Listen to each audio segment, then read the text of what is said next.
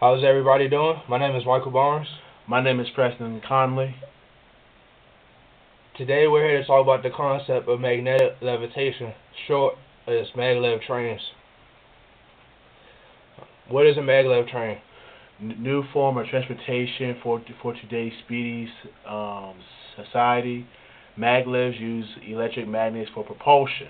The magnets replace the old steel wheels in the track trains. The maglev trains are the maglev trains are used internationally. Um, there aren't any in the United States, but there are a few in China. And with this global product, it's making an impact internationally, but it would be nice to have it in the U.S. Analogy of electromagnetic propulsion.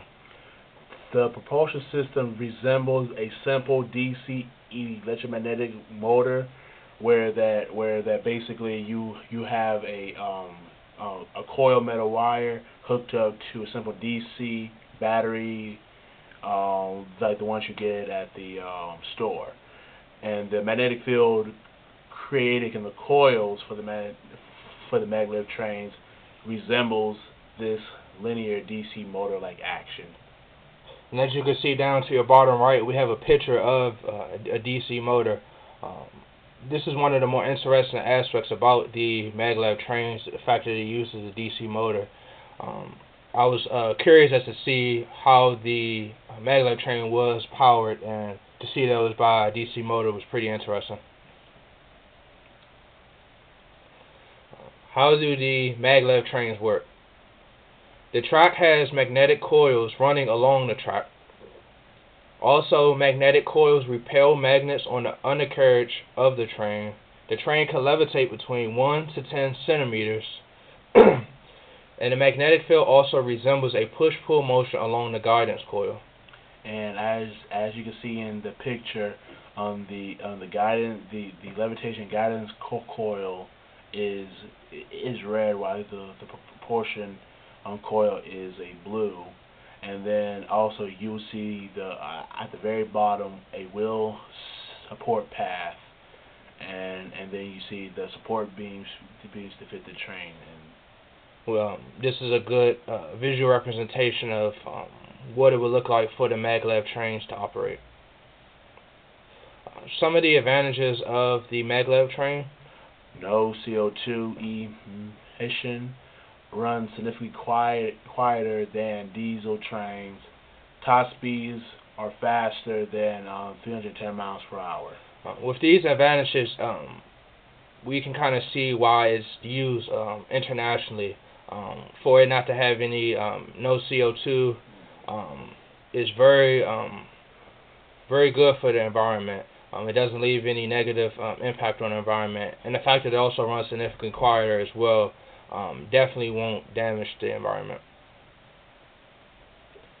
Some of the disadvantages of the maglev trains: it could cost up to $8.5 billion for it to be built, and also the electromagnets are extremely heavy. It can weigh around 45 tons. This is probably one of the reasons why it is not used in the United States, due to the fact of its cost and the fact that the heaviness of the maglev trains.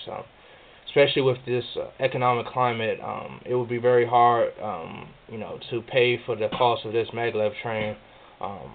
While we do think it is a fascinating form of transportation, the cost is extremely high. And if there are alternative methods for it, I think that could be used in the U.S. But $8.5 billion is a lot to pay for a train. As you can see, here are some of the references that we use in order to gather our information on the maglev trains. This is a fascinating topic to learn how the maglev train worked, and how we could use the DC motor, and how it had the coils, and how it was able to levitate when it's in operation. And also going back to the DC motors, during previous classes, DC motors are used for a lot of transportation devices such as cars and airplanes, and how they keep coming up for transportation purposes. Thank you again for listening to our presentation. We hope you all enjoy it. Thank you again.